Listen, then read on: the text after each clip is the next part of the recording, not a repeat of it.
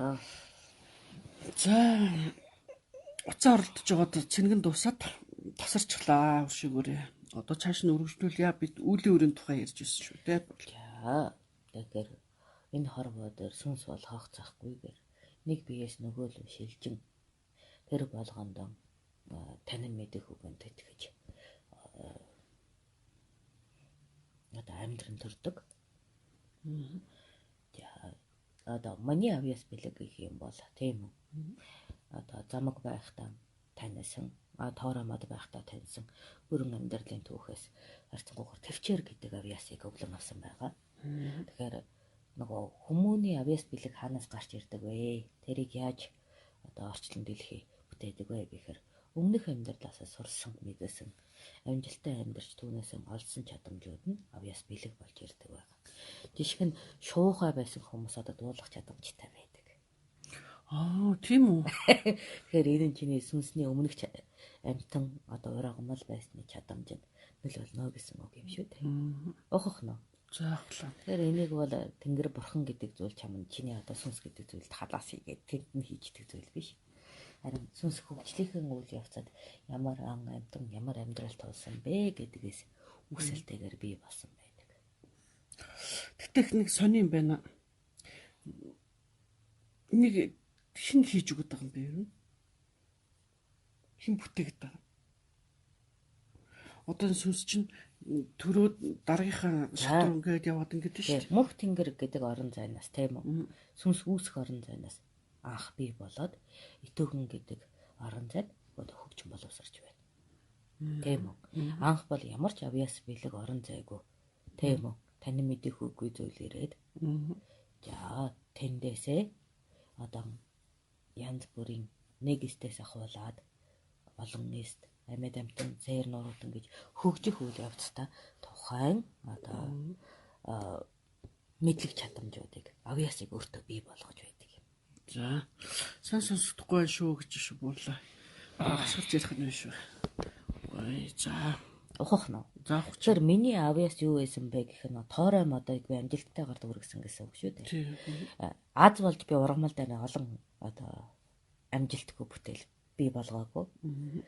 Зарим одоо хүмүүс тийм 92 удаа төрсөн энтер гээд ярьдаг л да. Тэр нь яасан гэхээр над шиг одоо бүтэлгүй одоо хүн болж төрөж одоо нэг хэсэг гатсантай адилхан ургамал бичил биетэн сээр нуруудан амтан халуун цустан байхдаа тэр үе дээр маш олон бүтлүүдийг идээсэн байж болдог. Ихтэйгээ хамт өгөх тийм үү аганагдах зулцаг амтан байхдаа хорлогдох зэрэгээр амжилтгүй амьдралыг хэдэж ийнэ өсгөн төдөж ийнэ.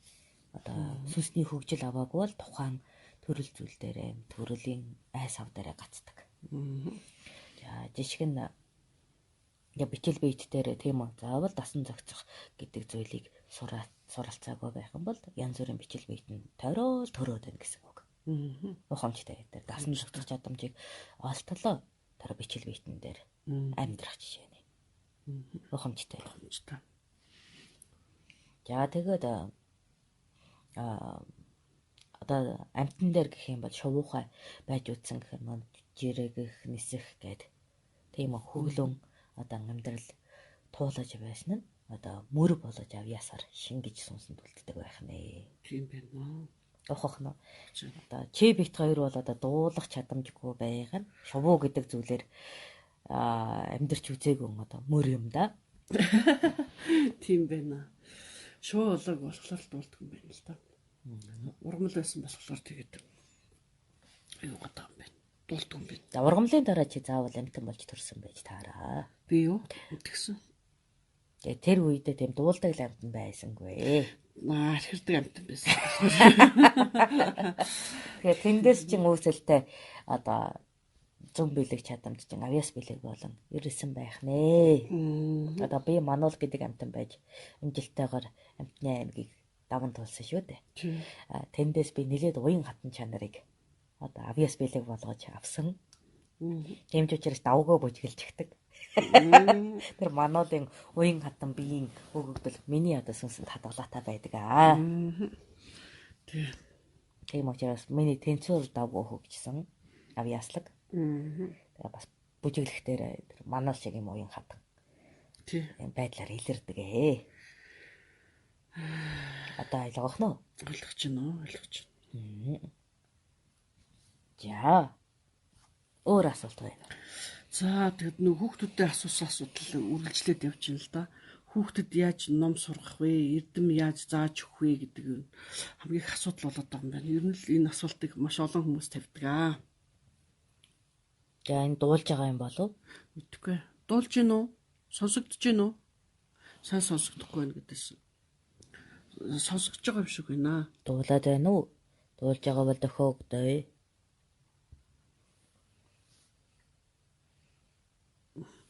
За тэгэхээр юу ахгүй вэ? Дохоогоорой. Дохоогч юм. Тэгэхээр сонсогдож байгаа юм байна буурлаа. За. За нилээ одоо хүүхдүүдээ хүмүүжлэх дээр асуудал дээр эцэг эхчүүд санаа зовж эхэлж байгаа юм байна. Өгөнд нь ордог юм шиг байна. Зүгээр сонсогдож байна гинэ. За. Ер нь тэр хүүхдийг хүүхэд гэж харах биш хүн гэж харах юм болоо. Одоо үгэнд орсонгүй гэдэг үг өөрөө их утгагүй болж ирнэ. Тийм үү? Тийм биз. Тэр үгийг ойлгож мэдэхгүй бит шүү дээ гэж хүлээн зөвшөөрөх юм бол яаж тайлбарлах тэр илүү сэтгэл чилээж. Одоо сурдаг юм аа. Хүүхэд гэж бодохгүй хүн гэж бодох нь. Өөрөөрөө Тэгээ гадаадын хүн гэж бод. За гадаадын хүн гэж. Чиний хэлийг анх удаага сонсож байна. Чиний үйлдэлийг анх удаага хараж байгаа. Тэр одоо тань мэдэх оюун ухаан сүнсний хөгжил чинь чамаас суралцж байна. Тийм учраас арга зайлыг илүүтэй хэрэглэж байх юм бол хүүхэд сургахад хэлбэр аа. Гэхдээ сургах гэдэг бол өөрөө төгөлдөр их ухагдах юм. Одоо мэрэгшил шүү дээ. Багш гэдэг мэрэгшил. Тэгэхээр хүн болгон тийм багшийн одоо авьяас чадамжтай байдаггүй. Тэр чинь л хараа асуудал үүсгээд байна л да. Яаж сурахаа мэдэхгүй. Багш нар уг нь зааж өгч байгаа шүү дээ. Гэхдээ ирэхлээр нь одоо эцэг эхчүүд нь бас давхар зааж өгөх гэдэг юм байна. Тэгэлгүй яах вэ? Багш гэдэг бол нийгмийн харилцаанд өөрийгөө яаж авах ухагтхууныг нь зааж өгдөг бол гэр бүлээсээ одоо яаж амьдрал тэмцэн амьдрах вэ гэдгийг суралцж өсөж байдаг шүү дээ. За тийм байна. Гадаад хүн гэж төсөөлөд зааж өгөх юм байна гэж ойлгох. Яа, илүү төвчээртэй хандах хэрэгтэй. Өөрөө илүү гүн төвчээртэй, одоо байнгын ажиглалттай байхад хүүхдийг одоо өөрийнх нь зан чанар байдал дээр нь соргон хүмүүжүүлэх боломж үүсдэг. Тэгэхээр хүмүүс яаж авьяасаа мэдэх вэ гэж их асуудаг. Хүүхдийнхээ авьяасыг яаж олж мэдэх вэ гэх. Энэ дээр бол олон янзын үйлдэлийг одоо туршин үзээд түүнээс энэ тал дээр илүү одоо хэлбэрээр мэдээлэл цуглуулж чадаж байна гэдэг орон зайд авьяас бэлэг байдаг. За ухамжтай юу. Зарим хүн хүүгийг илүү их хэлбэр тогтоож чэйжилдэг. Тэгсэн хэрнээ тоон ухаан барагтаж чэйжилж өгөхгүй байх жишээ нэ. Тийм үү? Тэр нь болохоор яасан гэхээр чи өмнө нь сүрэг амтан байгаагүй гэсэн үг. Сүрэг амтанд байсан бол тоо бол хялбархан байна. Дангаар амьдрагчдад бол тоо бол хүндхэн байна. Тэрний ялгаа одоо сүнсэн бинд байгаа юм уу? Тэрний ялгаа сүнсэнд байна. Тондоо мундаг байхад зарим нь тоогоо гацдаг учраас тэгээ өмнөх төрлийн сүнсний чадамж байх нь шүү дээ. Одоо Шавжны аймагаас Зүгийн бүлгийг даван гарч ирсэн одоо хүмүүс тоондоо асар мундаг байдаг шүү дээ. Йоо. Ягаад гэх юм бол тэр өдөр болгон тийм үү тэр сүргийг зохион байгуулж сүргийн нэгжид хамаарагдаж маш их тоон чанарыг биелүүлж амьдарч ирсний улбаагаар тооны гүн авьяас бэлэгтэй төрдөг. Ингээд нэр та замаг байсан. За би ч баг байхад цэцэг байсан. За тэгэхээр чи нэгж эс байсан гэсэн үг. Тийм. Ямар нэгэн нэгж эс байсан. Гиснээсээ явсан л да. Гэхдээ бид нар одоо өөрсдөө ургамал тийм идэх юм ургамал байсан гэдэг чинь хүн идэх юм бол амьд байхгүй болж ирэх гэсэн үг тийм ээ. Чи өөр нэгэн сүнсний орон зай талдаж байна гэсэн үг. Гэхдээ хүссэн хүсээгүй бид нөгөө оршин тогтнохын тулд хүнсний холбоонд холбогдноо. За гэхдээ энэ дээр хариуцлагатай бай. Итүгний нэг бошиг бол чамд идэж явахыг зөвшөөрдөг хэрнээ эргэл тогтолцоо дэмтэй байгаа ч гэсэн болцлыг өгдөг шүү дээ. Өөрөөр хэлбэл эдсэн бүхэндээ хариуцлагатай хандаж ургуулжин төлөвлөжүүлэх үр удмыг нь хамгаалах одоо бусад амьтанд байдаггүй тэр хамгааллын тогтолцоогоо илүү хэрэглээч гэж хүсэмжилдэг шүү дээ. Тийм ээ. Би одоо жишээлбэл нэг ногоо олоод төрчихсөн бол номинч намайг идчих байсан баг та. Тэг нь л дээ. Наминжин байдаггүй л амтан идэх байх та. Тэх байх та. За. Тэгээ нөгөө хэр урт настай амтан байсан бэ гэдгээсээ хамаартайгаар хүмүүсийн төсвөр төвчээрүүд одоо тогтдог. За. Жишгэн чи баг байхад цэцэг би бол тийм говийн ургамал мод байсан. Тэгэхээр баг байхад цэцгийн төсвөр төвчээр бол угсаа 3-4 жилийн дотор устан мөхдөг. Тийм богино хугацааны эргэлт тогтолцоо байна. Модны хувьд гэх юм бол 400 бараг тоороо мод бол өөрөө 100-аас 300 наслах боломжтой байдаг. Тэгэхээр миний төсөв төвчээр тэр одоо цаг үеийг даван туулсан учраас илүү гүн чинийх бол 3-4 жилийн тогтолцоотой л гүйхэн байхад. Яг хончтой. Амар ямар азар мод болч төрөг юм тий. Чи тэгтээ тэр чин авьяас болж ирдэг гэдэг юм битгий юмард. Биш. Тийм байгаа байт. Тэгэхээр над шиг төсвөр төвчээртэй одоо авьяас бэлэгтэй хүн байна гэхээр тэр нь өмнөх наснда одоо тодорхой хэмжээний урт насны модыг даван туулжээ гэж бодох нэ. Гэтэл чулуу байсан бол яг би хад мод байсан бол чулуу хад эд бол нөгөө сүнсний тогтолцооноос илүү хэмийн тогтолцоонд хамаардаг. Хэм агуулж, түүх агуулж одоо байхаас яг өөрийн гэсэн сүнсний хөгжилгүй. Сүнсний хөгжил нь итүүгэнд хамааралтайгаар тийм үү бит сүнс гэхээс илүү одоо хамгааллын сүнсний тогтолцоотой байдаг. Ашиг бай. Одоо ус байна. Юу хад байна. Эдгээр сүнсний тогтолцоонд одоо нөгөө ургамал амтныг бодвол бит тогтолцоогүй сүнс хамгаалагчтай байдаг. За тийм байна. Жаахамжтай юу? Жаахамжтай.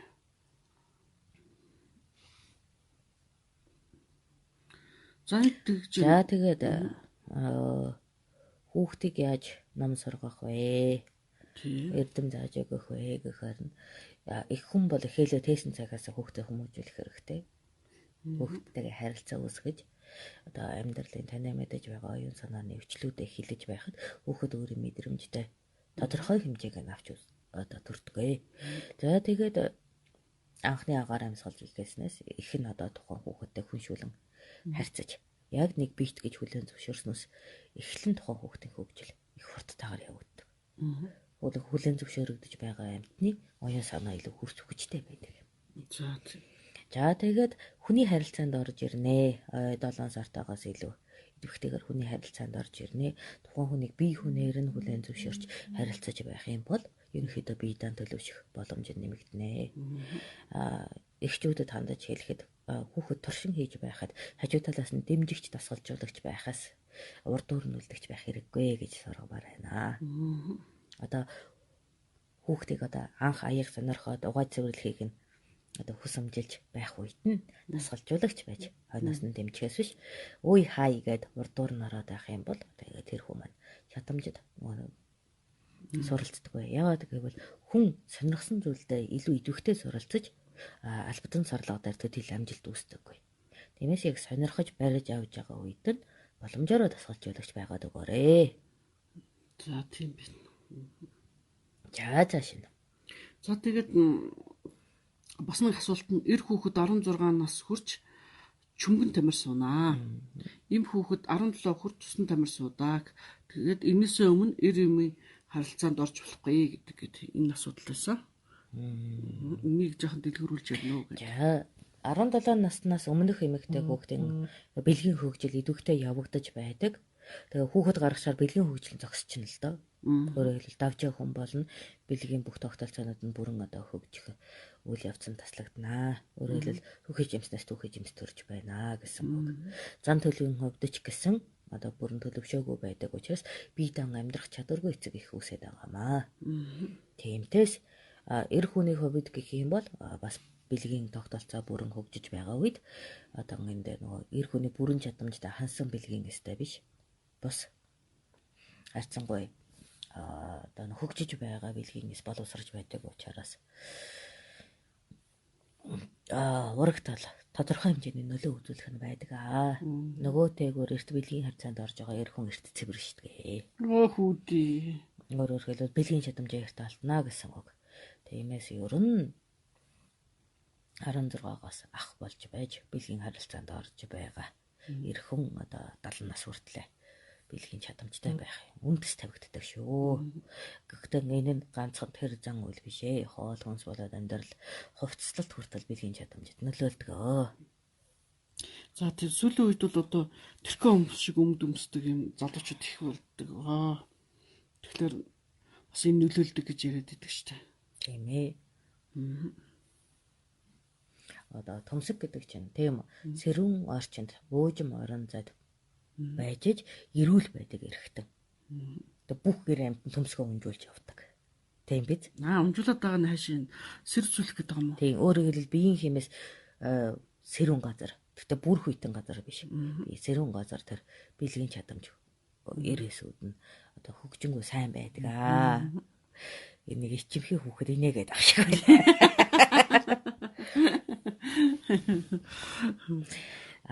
Тийм болохоор одоо өмдөн дотор ч утга унжуулах хэрэгтэй ирчүүд минь ээ.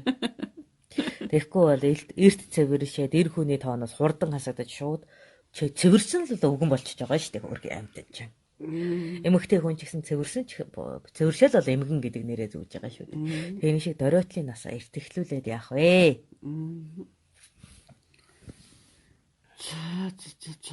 Өвөө эмээнараа. Тэгээ 30-тай өвөө эмээ болоод аймааргүй шүү. Бидний үед ч нэг 70-тай эмээ өвөл болдог байлаа шүү дээ. Энэ нөгөө ач зээгээ үзэх биш, биеийн чадамжаараа хэлж байгаа шүү. Биеийн чадамжаараа юу? Тийм байна. Гэхдээ тэр үед та нар тэгээд 70-80 хүрч иж тийм сүрхий байсан бол энэ Монголынхоо тэрхүү амыг их сайн өсгөж өгөхгүй яасан юм. Их сайн өссөн шүү дээ. Алаад ахад дуусахгүй байсан байтаа. Тийм үү? Тэгээ. Нэр дай хийгээд байхтал те байгаад байсан. Тэгэхээр та нар сайн одоо сексийн чадвар өндөртэй байсан байх нэ. За энэ эмгэн өвгөн үлдсэн ямар хүүхдээ хийдгийг ингээд хамаг залуучуудын түгээ явцсан байхтал төрүүлцээ сууж яддаг гэх манай. Тийм үү. Тэгээ шүдэн доцсон 90 мөрөөцөн хэрнээл хүүхэд бол төрүүлчихтгэл байлаа. Дараагийнхаа дайтах хүүхдүүдийг гаргаад дараагийнхаа дайтах хүүхдүүдийг төрүүлж гисэн. Тэгээд насны өтөлд нөө санаа суудсан үед хүүхдээ төрүүлж байгаа юм чи тэрийгээ бас нөгөө санаатай хүүхэд болгож өсгөн шүү дээ. За би үхий шүү, өртөл болохтой чамаагаан төрүүлсэн шүү. Ийм ухааныг ингэж сураараа гэдэг их эрт залууд нь сургадаг байснаас их санаархаг хүүхдүүд төрж байсан. Тэгэж байж амьд үлдсэн түүхтэй шүү. За тийм байна. Тэгэхээр та нарын одоо буруу байхгүй юм байна л та. За энд хүүхд асуусан юм. Эмэгтэй хүний хувьд хэрхэн цэвэршилтийг удаашруулдаг вэ? Эртний үед гинэ. Тэр одоо эрт үед одоо цэвэршилт чинь бүр залуучууд байгаа гэж яриад байгаа байхгүй юу? Тэгэхээр тэр цаг үед одоо эмэгтэй хүн цэвэршилтийг яаж удаашруулах вэ? За шэхэр дасагнаар хатгуулж өгдөг өвчин байдаг. Тэрийг хэзэж битээ тус. Зэстэй дөө. За ухамжтай. Тэгээ тусахгүй байхын тулд чи яах ёстой вэ? Өдөрт 2 удаа активчаа сая. Тэгээд угааж бай. Угааж байна. Тэгээд дороосоо дулаахан байх. Эмэгтэй хүн бол дороосоо дулаан бай. Тийм үү? За. Бэлгийн зан үйл хийхдээ, тийм үү? Өөрийгөө маш сайн хамгаалж бай. Тийм биз? Эрээн угааж бай. Эх чинь халтар унтсан юмтай явж байгаа шүү. Тэрүүгээр халдвар дамжин шүү. Тэгээ эмэгтэй хүн бол ер нь халдварын шалтгаанаар эрт цэвэршилдэг. Жижиг халдвар чинь хүртэл одоо цэвэршилтийн шалтгаан шүү дээ. За. Тэгэхээр яагаад тэгвэл одоо тийм залуучууд байгаа юм? Тэгэхээр угаахгүй байгаа гэсэн үг юм уу? Тийм багадаа тийм үү. Им бэлгээ эрэхтэй мөөгөнцөр, хаалдвар тэгээд нөгөө хүүхэд аллах зэрэгс чинь болоод тухайн одоо бэлгийн чадамж нөгөө булчирхайлаг эрэхтэн шүү дээ. Тэд маань өөрөө эмгшээд байгаа маа. За. Тийм. Тэгэхээр юус бэлгүү дээ. Сонсон бэлгүү дээ. За энэ хүүхд бас юм асуусан байна. Бясалгал хийж байх үед хүний бие дээр юу болдог талаар асуумаар байна гинэ. Астрал биеийн аялал, ментал биеийн аялал гэд яригдаг энэ тал дээр үүдээцээс асууя гэж. За эхлээд орчуулад өгөөрэй. Баахан гадаад үг. Тэгээ ялангуяа аянгтын зааж өгөөгүй гадаад үгүүд ихээр гарч ирсэн шүү. Тий, астрал биеийн гэж юу гэдгийг, ментал биеийн гэж ядгийг. Бид хоёр энэ талаар ярьж байгаа юм байна тий. Бясалгал гэж ярьж байсан. Чи чинь бясалгах үнэн дургүй амтан болохоор хоёулаа энэгээр ярьж байгаагүй юм байна. Өөддөг штэ буурлаа тэр чинь тэнэг юм шиг гөлөөгөө сууглаа. Харин чамайг өөддөг болохоор л ядаж наранд гаргахын төлөө өргөл даваач зогсоодог ч үү. За тэгэхээр монголоор нь асуухгүй бол энэ одоо астрал ментал бие мий гэдэг эдгээр нь бол буурал зааж өгөөгүй гадаад үг учраас наадах чи битгүй шүү. За нөгөө хүүхэд тэгэхээр шүүрлийн булчирхайн үйл ажиллагаанаас хамаарахгүй юу цэвэр шилт гинэ. За хэрвээ чи одоо тийм үү өөрийнхөө им химнэлийн орон зай тийм үү булчирхаалгын тогтолцоод аль нэг эд эрэхтэндээ гэмтэл аваж байх юм бол цэвэр шилт үүснэ. Энэ нь бол эмэгтэй хүнд бол өксөх замын өвчлөл нь илүү гүн байдаг ч гэсэн тийм хоол ундаа зохицуулаагүй ус болоод бусад булчирхан өвчл бол бас цэвэр шилт нөлөөлнө. Тарих толгойн гэмтэл цэвэр шилт нөлөөлнө. Гэхдээ дийлэнхтэй ариун цэврийн шалтгаанаас үүдэлтэйгээр өндгөвчин дэх үрис тодорхой хэмжээгээр заяаталтай байдаг. Тийм үү? Тэдгээр мань одоо сар болгон гадагшилдаг. Тийм үү? Гэтэл энэ маань өөрөө өндөвчөнд байх та устдаг. Халдварын шалтгаанаар. Тийм учраас тоо толгонд дуусгаар л цэвэр шилт эхлэх байгаа юм шүү. Тэгэхээр байгаа зөвлөө урт хугацаанд хадгалах нэмэгтэй хүний цэвэр шилтийг удаашруулж байгаа маань өөрөөр хэлбэл халдварын шалтгаанаар өндгөн эсүүдөө хүлэхгүй байх нь ач холбогдолтой. За тийм байна. Гохомжтой юу. Эр хүний хувьд гэх юм бол нөгөө байнга усан төлжиж байдаг. Эргэстэй. Тэр нь бол цаг ямагт өөрөөсөө хуваагдах чадамжтай. Эмэгтэй хүний шиг заяагдмал бус байнгын хуваагдал идэвхтэй амьдралтай байдаг учраас орчин нь илүү чухалтай. Орчинг нь сайтар хамгаалаж байх юм бол одоо эр хүмүүс эрт цэвэр шигээс сэргийлэх боломжтой шүү хүүхдүүдээ. Та нарт нь одоо эцэг их нь ингэж ярихгүй ч гэсэн өвгөн бил одоо орлохоос. Уул нь энэ чинь те 14 хавартай байгаа хүүхдтэй зааж яадаг байхгүй юу? Одоо эдгээр чи эцэг хүүд нь 14 хавартай буюу бэлгийн чиг хандалга нь тодорч байгаа үеэс л сайхан ярилцаж, хэлэлцэж ирвэл одоо урт наслах тухай хүүхдэд таниулж мэдэж байх хэрэгтэй. Хүүхдийг ер нь 7 хавар хүрсэн цагаас нь урт наслаач гэж ятгаад байх юм бол хүүхэд өөрийнхөө амьд хайртай болж өсдөг шүү. За тэгтэн цэвэршилт орой явахдах нь муу гэд яриад байдаг нь худал байх нь аль болох орой байх зүв байх нэ.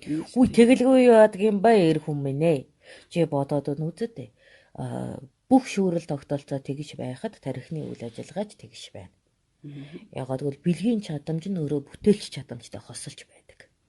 Бэлгийн чадамж өөрөө буурах нь бүтээлч чадамжид бас оройтлоор илэрдэг. За тийм би. За одоо бэлгийн чадамжтай байгаа эр хүн бол төсвөр хатуужил өндөртэй байхад тарин цэвэршиж доройтхын цагт төсвөр хатуужил бүрэн буудаг. Ягаад гэвэл өөрөө тэр одоо үр удам үлдэх тогтолцооны булчирхайн одоо бид үзүүлэх нөлөө нь идэвх чадамж төсвөр төвчээрээр илэрч байдаг юм шүү. За ёстой ингэж уншиж байгаагүй юм гинэ.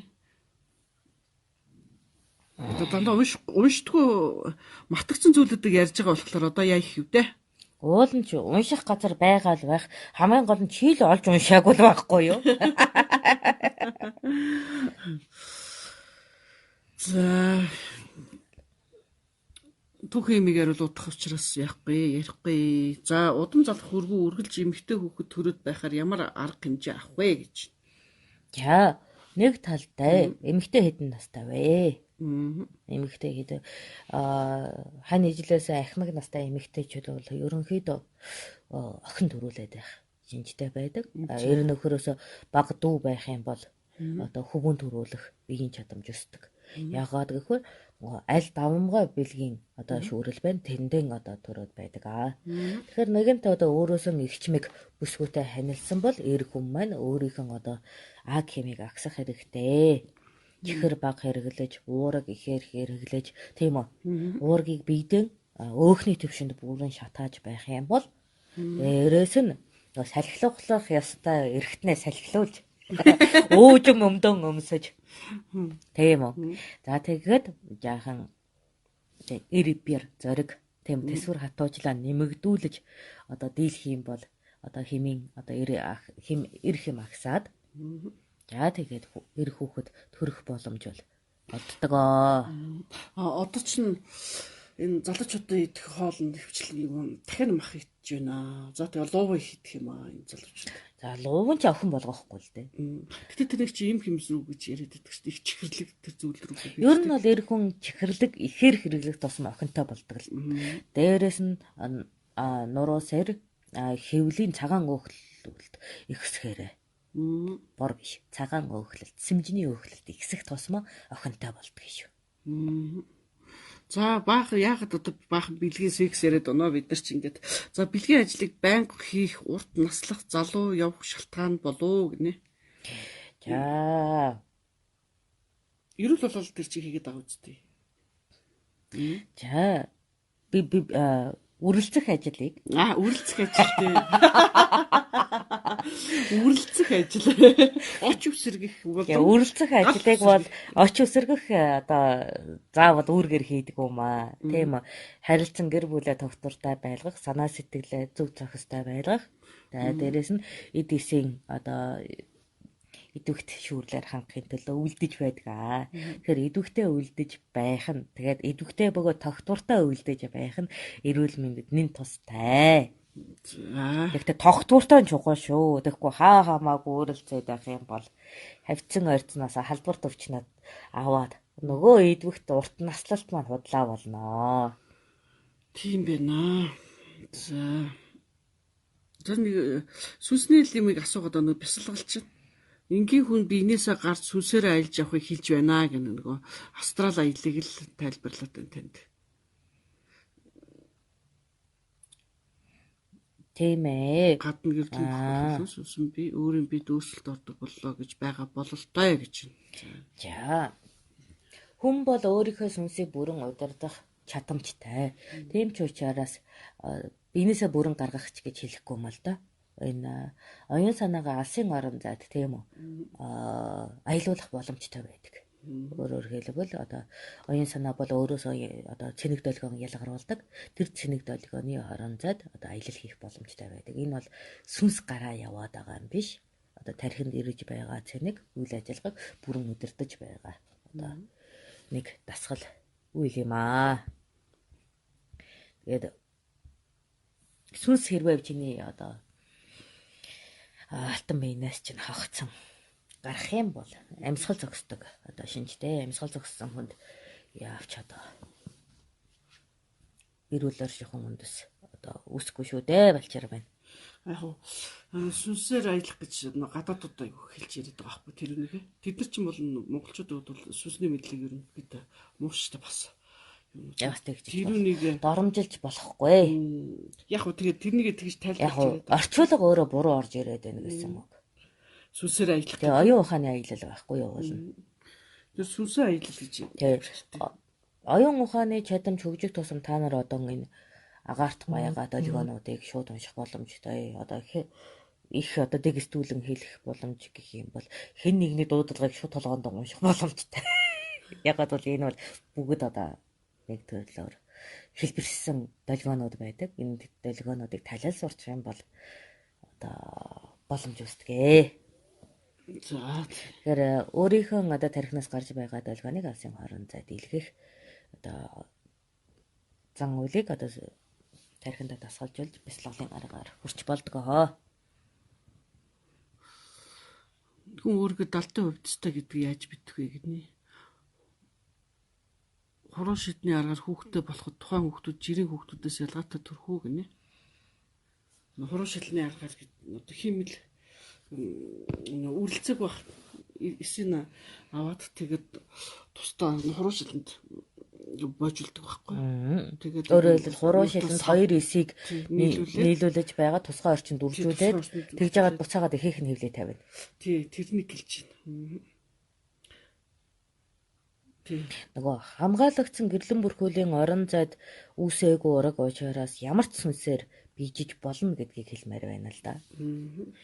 Жамын сүнсний эргэлтийн тогтолцооноос гадуур үйл явдал учраас аз байх юм бол одоо тийм үү гайгүй сүнстэй хүүхэд төрнө.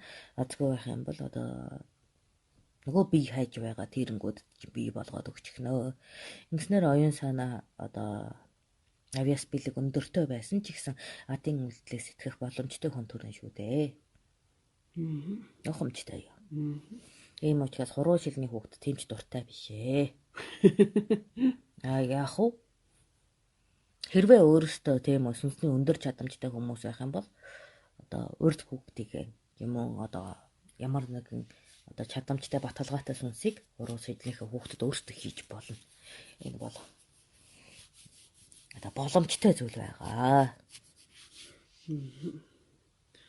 За ном сурах дургүй хүүхдийг номонд яаж сургах тухай ярих гэж байсан чинь яагаад сэдвээсээ хазаагаад явчихваа гэж загнаж шүү. Бэлгийн үйл чинь бас сурах ёстой номлолын нэг шүү. Хүүхдтэй зааж өгөх ёстой шүү дээ. Тийм та нар одоо хариуцлагагүй үр хүүхэд одоо бэлгийн зан үйлийг зөв төлөвшүүлээгүйгээс болоод одоо ганц бие ээжүүд ихээр төрөж байна, ганц бие аавууд ихээр төрөж байна. Амьдрах чадварт нь сургаагүй байж гэр бүл болцоож байна. Тэгрүүгээсээ болоод өөртөө насны шүдний өвчнөд болоод байна. Анханасаа шүдээ угааж исэн бол шүд яагаад өгдөг вэ гэдэг шиг анханасаа зөв хүмүүжүүлжсэн хүүхэд чинь чамд яагаад зовлон болох вэ гэдэгтэй адил юм шүү болж ирмэн. Тиймээс нөгөө хүүхэд сургахтаа бэлгийн зан үйлээ бүү мартаарай. Хүн юм хойно үрэлцэж очиусарчил таараа. Тийм болохоор тэр нь ухагт хууны нул сууртайгаар зөв зэгстэйгээр тавьж анханаас нь эцэг их байх хүмүүжлийг нөхцөн байх юм бол хүний охин зовоо хүүтэй болохгүй. Хүний хүүг буруу таньдаг охинтой болохгүй. Хүүхдтэй тэгээд бэлгийн хүмүүжлийг бас зааж өгч явах хэрэгтэй байх нэ. Тийм аа. Аюултай байна шүү. Уруушилтын хүүхд гэсэн байна шүү. Тийм аюултай. Жамын бус юм чинь тийм ээ. Хамгийн гол нь жамын бустай бие эргэтэн эдийн тогтолцоог нь судалсан хэрнээ яаж амишдаг гэдгийг нь судлаагүй учраас туршилтанд явж байна. Одоо туршилтанд явж байгаа. Удахгүй тэгээд энэ сүнснийхээ зан үйлтэй холбогдоод нэлээ нарийн нандин хүүхдүүд бас төрөх байхаа.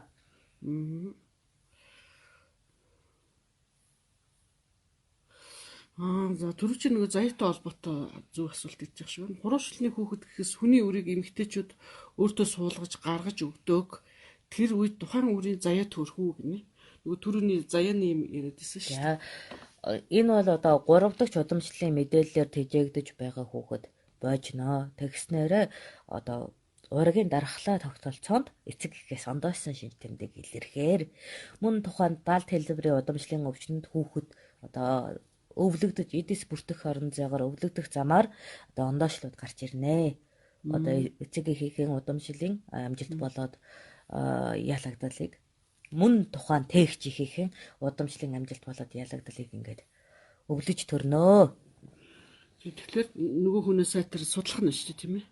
Одоо болол одоо хідэн үгээр нь судлалт ирнэ шүү. Хэцүү юм байна.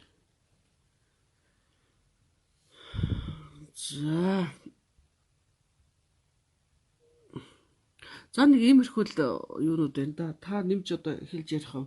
Би өнөөдөр хичээдээ сайн ойлголоо. Заяа төөрөг болон хувь тавилан гэсэн хичээлээ үлийн үрийн хичээлийг маш сайн ойлгож авлаа. Одоо чи хичнээн энэ дэлхий дээр нүгэл үлдсэн ч там чин дэлхий дээрээ байдаг юм аа.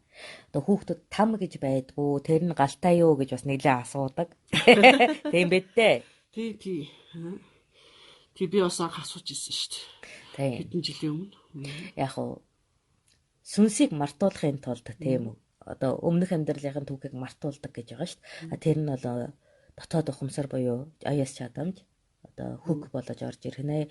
Яг үйл явдлаа бол мартах ёстой байдаг. Тэгээд тэрийг бол их дэлхий бол галын одоо өөх дагуулгадах галын тусламжтайгаар хийдэг байгаа. Энэ нь бол тийм олон жилээр бас шатдаг үйл явдал биш. Маш хурдтайгаар тухайн эрчмийг задлахад бол их дэлхий өөрийнхөө галыг ашигладаг. Түүнээс байг шатаад байдаг үзэгдэл биш ээ. Гэтэл нөгөө тамийн тоогон дотор монголчуудыг хийж дээшээ гарах гэхлээр дэгдэж унаагаад энэ бол цэвэр уран зөгнөлөө төсөөлөлөө. Уран зөгнөл төсөөллөө. Тамийн тоогооны үлгэрүүлүү. Өөрөөр хэлбэл дэлхий дотор нэг тогоо байхгүй. Гохомжтой. Дэлхий бол ганц удаа галын орон зайтай. Тэгэхээр ямарваа байдлаар тамд хоригдно гэдэг нь одоо их дэлхийг зүтгэх үйл нь өөрөө там лугаа адил хүнд бэрх одоо орон зайг туулахтай адилхан. За нөгөө амжилттайгаар хүн болоод хүн маань олон төрөлтөөр даваж ирсэн тийм үү. Гэтэл нөгөө үйлдэл нь ихэдсэн үед тухайн хүнийг шийтгэж буцаагаад ганц стихийн орон зай руу цөлж чаддаг нэг түгэн ээжээ. Тэрийг бол тамтай зөвлөж болно. Дахиад бүхнийг эхлэж дахиад бүх амжилтуудыг бий болгоно гэдэг бол аимшигтай. Урт хугацааны үйл явц тийм ээ. Тэгээ урт хугацааны үйл явц байдаг. Тэгээ нөгөө ургамал болгоход хамгийн хорлонтой нь юу хийдэг гэхээр мартуулахгүйгээр ургамал болгоо хийчихнэ. Нэг эст болгоо хийчихнэ. Чи хүн байж байгаад ямар ч мөчгүй ганц эст залгигчийн орон зай төрлөө гэхэд ямар их одоо тийм сэтгэл зүйн одоо чадамж боогдосны зовлон эдлэн гэж бодож байна. Төсөөлөд үзээрэй. Чамд гар хөлөө байхгүй, удирдах олон эс байхгүй. Тийм үү? Тэгээд ам гэж байхгүй. Бүх дадлууд ч байгаа гэхээр зүгээр нэг юм бүрхүүл бүхий удамшлын мэдээлэл бүхий зүйл болоод хувирчин. Тэгээд ирэхээр чинь энэ бие болоод сэтгэл зүйн одоо тэрсэлдэн үүснээс болж маш их одоо сэтгэл зүйн зовлон эдлэнэ. Тэр сэтгэл зүйн зовлонг тамтай зөвлөж болно. Сүнс бол өөрөө сэтгэлийн зовлон эдлэх дург амьтан байгаа. Бүтээгчийн орон зайг хязгаарлах аргаар одоо дэггүй сүнснүүдэд арга хэмжээ авнаа. Тэгээд дахиад нэг эст амьтан болж бүх юмыг эхнээс нь тулмааргүй байвал зөв сайхан амьдарцгаагаарэ. Өөрийгөө нэг эстэн байна гэж сайн төсөөлөж хор үйллүүдээ санаарэ. Яа тэгээд өнөөдөр ч тэгээ коронавирус болгоо төрүүлчмээр олон ч хүүхэд байна да. Хэрвээ итүүхэн ээжийн өмнөөс шийдвэр гаргадаг бол тийм үү. Замаг болгоо төрүүлчмээр олон ч хүүхэд байна да. Төрн штэ тэр чинь. Одоо уул усыг ухаж лай хийсэн төгтөд төргүүд төрн л дөө. Тийм ээ. Одоо уул уурхаа ухаж байгаа хүүхдүүд маань өөрөөсөө нөгөө бичил биетний орон зайгаар эрдэсч болоо бүтдэг байхгүй юу? Өөрөөр хэлбэл алт ургадаг. Гэхдээ алт ургахтаа заавал бичил биетний орон зайг нэгтэг. Тэгээ тэр одоо нөгөө газрын гүний цөөн тоотой байдаг бичил биетний орон зайд нөгөө ухаж байгаа, сөнөж байгаа. Түүнийг хуваалцсан эцэг хүүхдүүдийг одоо сүнс төвшөнд цэцгэлж хайна. Энэ нь өөрөө тамлал. Нөгөө талаар төлбөр болно. Гэхдээ тэр нөхдүүд одоо өхлөөр маш олон ламаар одоо мөнгөтэй юм чинь ном зам уншуулаад сувраг мураг бүтээгэл хүчнээ юм болно тийм ээ. Тэгсэн ч үйлчлэхгүй. Дэндүү шудраг гэдэг нь дэлхий ээж байдаг юм да. Тий. Лам бол тэгээд хойд насанд нь буян болгож буян үлднэ гэдэг чинь үнэндээ дэмий хөнгөрөнгөний зардал шүү. Хойд нас гэснээс маш олон хүмүүсийн нас орсны дараах 49 хоногийг асуугаад байсан. Тэгэхээр тэр 49 хоног ч одоо яг заавал 49 тийм үү. Чи одоо өгсөн гэдэгтэйгээ эвлэрч тийм үү. Шийдвэр гаргах хугацаа 49 хоног байна. 49 хоногийн дотор ерөнхийдөө чиний уурхт биеийн бүх эд эсүүд одоо үхчихдэгэ. Одоо амь цэнгээ алднаа. Бидний бие бол нэг жис бүхий бүрэн цогц одоо бүтээл шүү дээ. Тийм байхад үхсэн байхад ус ургаж байдаг, үхсэн байхад хумс ургаж байдаг. Гэхдээ яг чөмөг цус маань өөрөө 49 хоногийн дараа одоо хамгаалагдсан орон зайнаас хагацж бүрэн үхчихдэг байгаа. Гэтэл нөгөө бие чи одоо шатаадаг болсон шүү дээ. Тэгэхээр шатаачихлаар явах уу сүнс? Тэн ч гэсэн 40 хоногийнх нь тооцоогоо явагдана гэсэн үг үү? Яг уу байгаль дээр тийм үү. Оршуулах зам үйл маш их байна л да. Жишээ нь уурагт бие бол бусад амьтандаа тижэл болж байдаг. Одоо эргэлттэй. Тийм учраас өгсөн амьтны сэг зэмээр хүн ч гэсэн хоололж байгаа шүү дээ. Өөрөөр хэлбэл хоньны үхлийг гидсэндээ бий болгож оршуулж өгч шүү дээ. Хоньны оршуулга гүзээнд болго. Яг тэрэн шиг хүний уурагт бие чинь тийм үү. Шатаагдаж агаар мандалж хог навш болж байхын оронд тийм үү. Нэг ч ихсэн мөөг ургуулад нэг ч ихсэн одоо бичил биетний хоол болоод байж яах нь болно. Зүвийн эргэлт байлтай. Үгүй тэгч та юу яриад байна? Хүний бие ч ямар хөө идэх юм биш үү? Хүн идэхгүй ч гэсэн нэг эст биетүүд мөөг Тийм үү? Хорхоо шавж гээд өчнөө идэх биетүүд сүнсний одоо орон зайнууд байна шүү дээ. Тэднийг идүүлээ гэж юу? Тийш дээ. Хүнсний эргэлтэндээ л байж исэн дээр шүү дээ.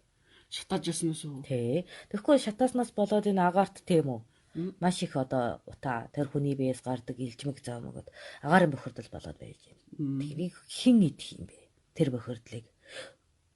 Өөрөх юм уу ургамлыг идэнэ гэж бодож байна уу? Тослогтой агаараар ургамал амьсгалдаггүй шүү. Тийм үү? Тэр хайчгүй.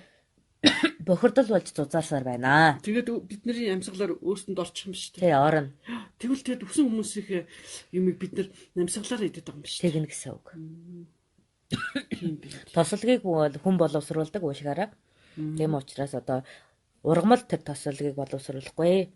Хүн боловсруулнаа. За тэгэхээр ном журмаараа оршил одоо тэгээд нөгөө мод тариулаа ч юм уу те идчихсэн намаагүй дээ шүү дээ. Өөрөөр хэлбэл тийм үү? Мөг, ургамал, мод тийм үү? Үндэс тэжээлтнүүдийн орон зайд тэр эргэх бодисын солилцооны орон зайд эргэлдэж байсан уулан зүгээрээ.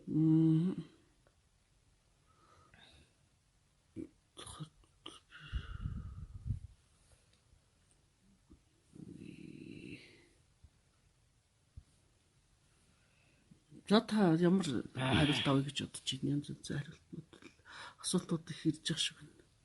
Их цаг орохоор асуултуудыг бол орхиж байгаа. Зарим багын бол маш богинохон базаад тайлбар хийж байгаа. За баг залуу мэдлэг ухамсар багтаагаас алдаа хийж үр хөндүүлж байсан. Одоо хүүхдвэ. Энэ үр хүүхдийнхээ хойноос хэрхэн буян хийж ангижруулж дээшээ явуулах засал хийх вэ? Үүн дээр туслаач уучлаарэ гэж.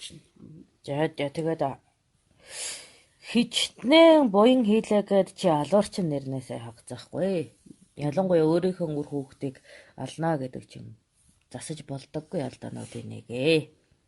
Гэхдээ хүний дайтад хүндэлж үрэн одоо ертөнцийн жамд нь нийцүүдээ сэтгэлийнхэн өргөлийг өргөж хорвоогийн жамд нь өөрийнхөө сэтгэл болоод үрийнхэн одоо хар устай сэтгэл зүгээс садгах хэрэгтэй. Ахмадтай юу? Гэхдээ уучлаарай гэд болчих асуудал биш шүү. Тийм.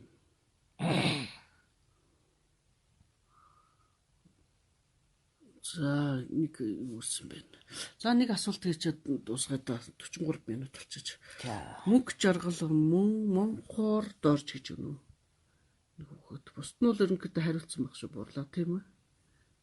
Хэдээс хэдэн наснд үр хүүхэд төрүүлэх хамгийн тохиромжтой нас вэ гэдэг чинь бид нар дээр ярьжсэн. Та 21 наснаас биш 21 наснаас дээшээгээ бол эмэгтэй хүний аарцаг бүрэн хөгждөг учраас хүүхэд төрүүлэхэд би одоо эргэтэн тогтолцоогоос одоо хамгийн боломжтой нас нь байгаа. Гэтэл 30-аас дээш наснд болоод ирэхэд анхны хүүхэд төрүүлэхэд аарцагны яс хит ясчсан байдаг учраас ихтэй хүндрэл учруулдаг. Тиймээс 21-ээс 29 насны хооронд буюу 20 насны дотор анхны үр хүүхдээ төрүүлж байвал эмэгтэйд бол яг биеийн хувьд одоо урагтаа болоод өөртөө хамгийн бага хохирлыг үүсгэх боломжтой байгаа шүү. За. Өвчтөе вирусын гарлаар өсөн хүний цогцыг булаад оршууллаа гэхэд эсвэл юу гэнэ? За юу гэнэ? Өвчтөе вирусын гарлаар өгсөн хүний цогцыг тахал дэгдэлтийг ярьж байна. Оршууллаа гэхэд эсвэл ил тавиад амтны шуугаар дамжуулж шинэ өвчин хамрыг харах юм биш үү гинэ. Ямар өвхлөөр өснөөс нь тахал болж болох уу шатах уу гэсэн асуудлыг гинэ. Болох уу шатаах уу гэсэн асуудлыг гарах юм биш үү гэж асуусан байна. Тахалтай бол мэдээж шатаадаг шүү дээ. Тийм ээ. Халдвартай өвчнөд тахалтай хүмүүсийг шатааж оршуулсан нь хамгийн зөв шийдэл ээ. Энэ нь өөр тийм үү. Тэр өвчин үүсгэгч игэл биетэнгүүдийн одоо үүсгэх хор хөнөөлөөс нийхэм өөрийг хамгаалаж байгаа үйл явцаа. Тиймээс халдвартай үед бол шатааж оршуулах нь хамгийн зөв одоо алхамаа. Ингийн одоо өвхлийн үед л тэг заавал шатаагаад байх шаардлагагүй гэж ярьсан шүү дээ бид нар. Тийм ээ. Тийм. Ном журам ёсоор бол хүн болгоныгоо халдвар тахалтай гэдэг шатаагаад байвал энэ өөрөө бид нар тэр гарах утаанд нь ямар нэгэн байдлаар хариуцлага хүлээх шаардлагатай. Өөрөөр хэлбэл нэг жуутаа байна да. 21 өртөө хэртээ явж байж ариусдаг байгаа. Тэгэхээр 21 өртөө газар маш их хэмжээний одоо мод тийм үү? Шилмүстэн, навчтан одоо айгаараа байж иж тухайн агаар ариуснаа. Нэг хүн шатаахтал. Тэгэхээр тийм өөрөө модны тогтолцоог бий болгохгүй бол хүний одоо шатаасан одоо биеэс шатаахад гарах биеэс гарах утаа нь одоо нэлийн хортой байдаг шүү. Тиймээс оршуулгын газар шатаахт одоо зан үйлдэл тэр газруудад маш их хэмжээний одоо мод тариж өөрсдийгөө агаарын замаасан халдваргүйжүүлэх хариуцах одоо арга хэмжээгээ аваарэ. Тэд нар ч мод тариулдаг шүү дээ. Зөвшөөрдөг шүү дээ мод зөвшөөрөхгүйсэн. Дээрэс нь та тэгсэн шүү дээ мод бол тэдний чинь шингээхгүй. Мод бол ерөнхийдөө халдвар төвчнийг маш сайн одоо устгаж орчныг тэнцвэрт байдалд хадгалагчээ. Ялангуяа шилмүст модны гарах тэр таслаг бодисод бол одоо агаарын орон зайд байгаа бичил биетнүүдийг тийм үү устгаж ариутгаж байдаг байгалийн өөрийн тогтолцоо юм шүү. Сэгэр орож оршуулах уу гэдэг чинь. Хайрцагт тэгэхээр чинь бүх асуудал гардаг гэж надад тайлбарлаж хэлж ирсэн л та тий. За зарим газар хээр хаюулдаг шазар дор болохгүй тэр нь хамгийн дээр юм байна шүү тийм үг нэ. За халдвар төвчөнтэй хүнийг тийм үү. За ил тавих юм бол тухайн газар нутагт тийм үү мөрөгч болоод шувуудын завар маш одоо хүчтэйгээр тахал тарах аюултай байдаг. Тэгэхээр ил тавих ёсыг бол тийм ч их дэмждэг вэ. Ухамжтай юу. Ил тавьдаг одоо ёс бол эрүүл саруул хүн одоо автозол гэдэг тийм үү. Осол бэртлийн замаар үүд болсон бол нүглийг нь одоо амьдралын дутууг нь дүүргэнэ гихчлэн ил тавьж оршуулнаа. Илүү идэр залуу эрүүл саруул тэгээд жам бусаар өгсөн залуучуудад тохиодог үйл явдал байгаа. Нэр хүндтэй настай хүмүүсийг бол ихэвчлэн тийм үү эсгээд ороод хөрсөнд гүйхэн болоод дээр нь мод тариж одоо үжиглэл ижлэлийг нь ордосгож эргэх чамд нийцүүлдэг. Гэвчлэн янз бүрийн зан үйлүүд байгаа шүү. Мошиг гадаадаар бичсэн байх шүү мошиг. За алтан яс хайлуулдаг газар цустай бэрээс сэргийлэх үүднээс юу гэнэ алтан ургийн бичгийн тухай асуулт байх шиг байна. Ургийн бичгийг бол өөр газар ярьсан. Цусаар тохиолдсон холдохтой холбоотой томоохон хэмжээний тустай ярилцлага болно. Тийм учраас явахгүй нэ. За зүуд мүүдүүлнийг асуугадах шаардлага байхгүй үстэй. Зүуд бол хүний тарих авсан мэдээлэлээ устгаж байгаа нэг үйл явц. Нөгөөтэйгөр болох үйл явдлыг сэрж байгаа зам байдаг. Энэ хоёроо эхлээд ялгаж сурах хэрэгтэй. За тэгээд далаа малаа зүудлээд байх юм бол уучлаарай чи зурагтаар үтсэн мэдээлэл устгаж байгаа үйл явцаа. Чи ойр далаа Монголдо хараагүй. Одоо зөнтөө зүуд бол харьцангуйгээр чиний тэр хэвлэл мэдээлэл зурагт чи тэр гар утсаасаа үзээгүй мэдээлэл байх нь зөвлөх болоо да гэж би одоо таамаглаж байна. За тэгтээ ингээ зүйтэй холбоотой хүмүүс айгүйх юм асуух юм. Би тийг зүйтлсэн юу гэсэн үг вэ? Би ингээ зүйтлсэн юу гэсэн үг вэ? За хүн 10 зүй зүйдлээ гэхэд нэг л зөнтэй байхтай. Дийлэнх нь өөрөө тарих мартах үйл явцаар хэрэггүй мэдээлэлүүд устгаж байгаа үйл явц байдаг. Тэрнийг бол одоо нэг хайхтар бодоод байх. Тийм дээр нэг өндөр ач холбогдол байхгүй. Хит бодит санагдаж ямар нэгэн одоо нөгөө хэвлэл мэдээлэл ном шинээс ургавлан төсөөлөөгүй мэдээлэлээ чи зүуднээс аваж ивэл зөнтэй гэж бодсон чинь дээр дээ. Гэтэл зөнтэй зүйтэй хүмүүс олон байдаг шүү дээ. Нэг юм зүйдлээд яг ингээ болоход тэр үйл явдал болдог тийм ээ. Тэр чинь болно гэдэг зүйл байхгүй юу? Өөрөөр хэлбэл Монгол далаа байхгүй далаа зүтлээд байна гэдэг үл энэ болохгүй буюу мартах үйл явц. Тийм үү? Гэтэл чи Монголд байдаг байшин бодлого тааралддаг хүн үйл явдлыг өөрөөр хэлбэл чиний амьдрал тохиолдох боломжтуудаар бүтсэн зүйлийг зөвлөж байвал анхаарч зэрэг гэж хэлж байна шүү дээ. Тэгээ бас давтамжийг бас анхаарах хэрэгтэй тийм ээ. Хэд удаа зөвлөж чинь гэдгийг давтамжаа бас бодож явах хэрэгтэй байдаг тийм ээ. За тэгээд одоо ингээд хариулт асуулт хүмүүсийн асуусан асуултуудыг ингээд хариулаад дууссан гэж бодож байна. Би өчигдөр хийсэн буруу ажлын хариуцлагагүй байсан үлээ ингээд нөхөж дуусгалаа. Тэгэд бууралдаа одоо гялалаа. Танд одоо хандж хэлэх үг байна уу? Аянгатын арчааг би л дарлах юм да.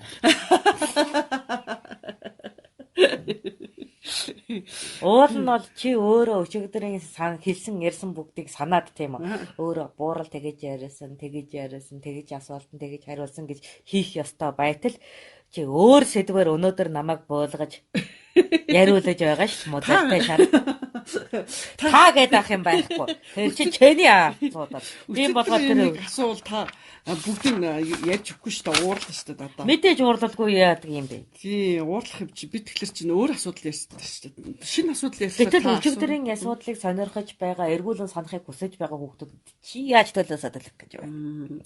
Би тэр чинь би өөрөө сонссон юм чи мэдэн шүү дээ. Тэгээд харин тэг мэдж байгаа юм бол хариулаарай да. За баяртай сайхан амарцгаагаарэ.